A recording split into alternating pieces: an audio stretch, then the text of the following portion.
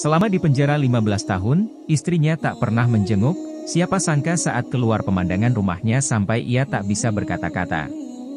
15 tahun lalu, Denny harus dihukum penjara karena tidak sengaja menabrak seseorang dan dihukum 15 tahun penjara.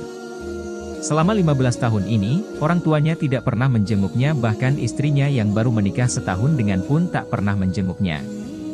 Demi tahu pasti orang tuanya marah besar karena dia merusak nama keluarga.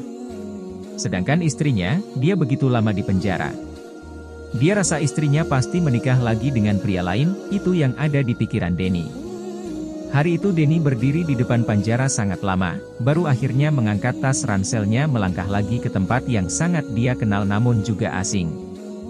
Dia pulang ke rumahnya, namun siapa sangka ternyata di dalamnya bukan keluarganya. Menurut penghuni rumah, dia membeli rumah itu 14 tahun yang lalu. Rumahnya sudah dijual, Denny hanya bisa merenung di depan pintu rumah itu sangat lama. Kemana perginya kedua orang tuanya, kemana dia harus mencarinya? Saat itulah ia teringat rumah tua milik orang tuanya di desa, ia merasa harusnya orang tuanya akan pulang ke sana. Akhirnya Denny pergi mencari teman lamanya untuk meminjam uang. Siapa sangka temannya juga sudah tidak tinggal di tempat yang sama. Karena kebingungan, akhirnya Denny hanya bisa mencari pekerjaan untuk mendapatkan uang agar bisa membeli tiket ke desa. Tapi karena dirinya baru keluar dari penjara tidak ada tempat yang memberinya pekerjaan, sampai akhirnya Denny hanya bisa menjadi buruh bangunan.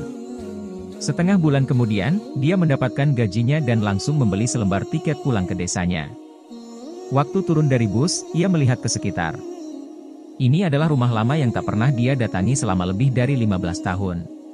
Dia kemudian perlahan melangkah sampai ke depan rumahnya namun ia tidak berani masuk, akhirnya dia hanya diam depan rumah, sampai ada seorang remaja yang memperhatikan dia kemudian bertanya siapa dia. Denny kaget, kemudian dia melihat anak remaja itu. Usianya mungkin 14 tahun, dia menggendong tas sekolah. Setelah terdiam sejenak, dia bertanya apakah rumah ini adalah rumah Bapak Sudin, ayah Denny? Remaja tadi mengangguk, baru saja dia mau mengatakan sesuatu, tiba-tiba pintu rumah dibuka, seorang wanita paruh baya keluar dari rumah, usianya kurang lebih 40 tahun, melihat remaja tadi dia melambaikan tangan, "Nak, siapa itu?" "Mama sudah bilang berapa kali jangan banyak bicara sama orang asing."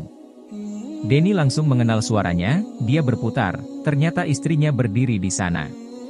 Istri Denny, Lani sudah tidak muda seperti dulu, bahkan dari wajahnya dia kelihatan kusam dan kelelahan, rambutnya bahkan sudah beruban. Denny tidak bisa menahan dirinya, dia langsung berteriak, "Lani!" Lani memandang Denny sekian lama, baru melangkah keluar menggenggam tangannya tanpa sepatah kata pun, dia menangis, remaja laki-laki tadi sama sekali tidak mengerti apa yang terjadi. Di sanalah Denny bertemu istrinya, bahkan baru tahu kalau anak remaja itu adalah putranya. Ibu Denny terbaring di atas ranjang, sudah tidak bisa melakukan apa-apa. Hidup ibunya kini bergantung pada istri Denny, Lani. Lani yang merawat anak dan ibunya selama ini, sedangkan ayah Denny meninggal dunia tidak lama setelah Denny masuk penjara karena kecelakaan. Ternyata, 15 tahun ini banyak sekali kejadian yang tidak ia ketahui. Ibunya pingsan waktu tahu Denny masuk penjara, dia koma dan tidak bisa sadar lagi, kini dia menjadi manusia yang tak bisa sadarkan diri. Demi merawat sang ibu, Lani menjual rumah mereka dan kembali ke desa. Sambil merawat ibu mertua, Lani yang sedang hamil besar harus bekerja sendiri. Mengetahui kehamilannya siapa sangka ayah mertuanya meninggal, sedangkan ibu mertuanya masih dirawat di rumah sakit. Dia tidak punya waktu untuk menjenguk Denny, dia sibuk merawat ibu mertuanya sampai pindah ke desa. 15 tahun berlalu, Lani bahkan merasa bersalah karena tidak pernah menjenguk Denny. Sejak saat itulah, setiap harinya, Denny selalu bekerja keras demi istri, ibu dan putranya. Kini seberapa lelah pun, dia merasa amat bahagia, dia memiliki seorang istri luar biasa yang mengorbankan masa mudanya demi keluarganya. Anaknya hanya melihat dari samping, bahkan tak sanggup memanggilnya papa, namun Denny tidak patah semangat, dia selalu membina hubungan secara perlahan dengan putranya. 3 tahun kemudian, Denny berhasil membeli sebuah rumah yang layak bagi ibu dan istrinya, dia juga berhasil menyentuh hati anaknya dengan segala perbuatannya. Saat itulah pertama kalinya putranya memanggilnya papa, itu merupakan hadiah yang sangat besar bagi Denny.